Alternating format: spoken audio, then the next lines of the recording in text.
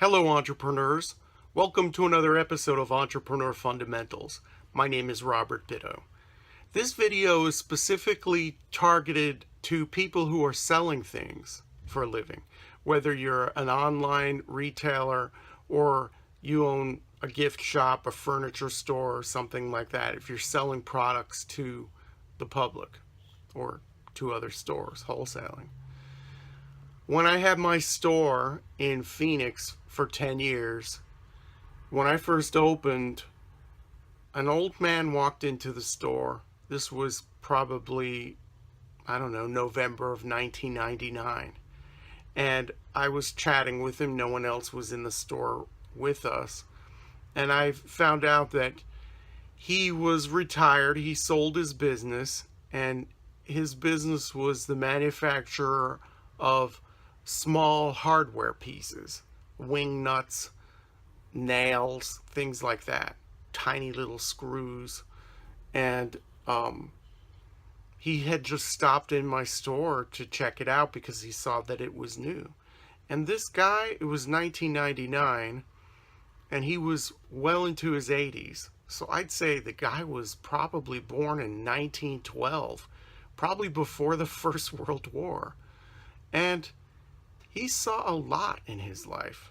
And if you've watched me on this channel in these videos, you know that I'm a big advocate of talking to older people, especially older people who have had businesses for all their lives.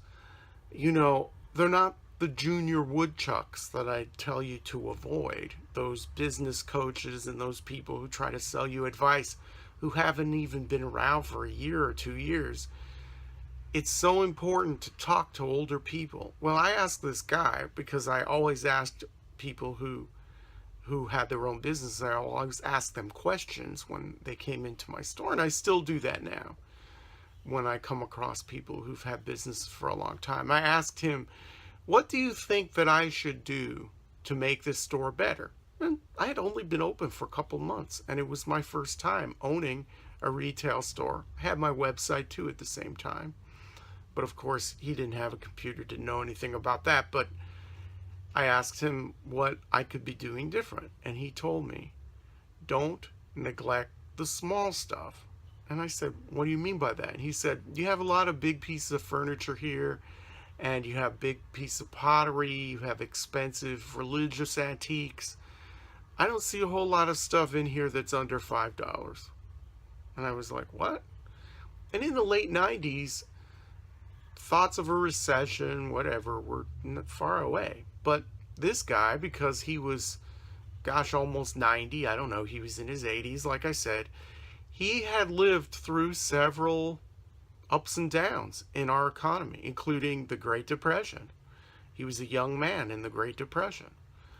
So he knew what he was talking about. What he elaborated. He said, you need things that are under $5 because people will buy things impulsively, and they'll want to buy stuff from you. They'll like your store, but a lot of people cannot afford these big price items.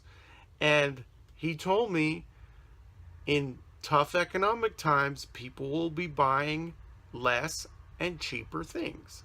And like I said, at that time, the late 90s, we didn't think about that things would go south and be south for a long time. We're still waiting to get out of that recession, and it's 2016.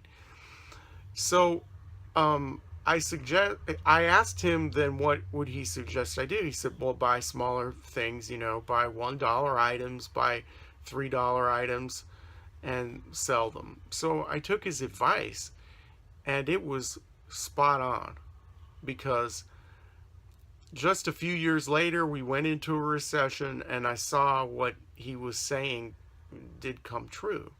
And people weren't buying $1,500 armoires or $250 chimney pots to cook in. My average sales went down, and the average amount of a sale also went down. So through most of the end of my retail store, my average sale coming through the register was $14.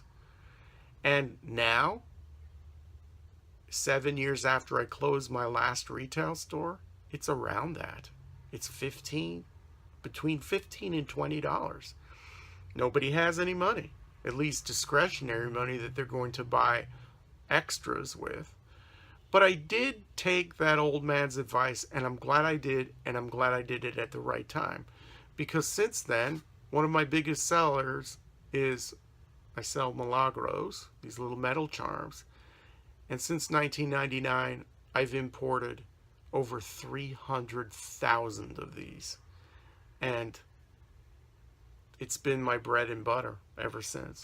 Another example of the small stuff, the biggest selling item that I carried, I have a product catalog online of over 1,600 different items. And the biggest seller for last Christmas was this. And most people don't even know what this is. It's not a dreidel. It's called a pirinola. And it's a game. You spin this like a top. It's a game in Mexico. And this is the jumbo version. Usually they come in versions that are about a third this size or a fourth this size. And a lot of times they're plastic. This is old school, carved out of wood, painted. And I buy these for the equivalent of about $1.25, and I sell them on Amazon for $8.95, also on my website. I couldn't keep these on the shelves. I had stockouts 3 times during the Christmas season. Why? Well, the economy isn't better, and people don't have a lot of discretionary income, so they're buying the smaller stuff. It's kept my business alive. There's nothing wrong with that. Everybody, well, some people might want to be glamorous and sell $2,000 pieces of merchandise, but they're going to move slower. You get this, the little stuff. You also have a bigger markup with the little stuff. Okay, I said that I bought this for about $1.25, selling for $8.95, and people think that that's great because they can't find this anywhere. So, and I'm not afraid of somebody importing these now after seeing these videos, because if you do that, then I'll just move on to something else, something new that you've never seen before. I can do that because I've been doing this for so long. But anyway, the smaller stuff you have bigger markup on anyway. So you move them fast, you have a bigger markup, so you win. And so even in a sluggish economy, you can make some decent money.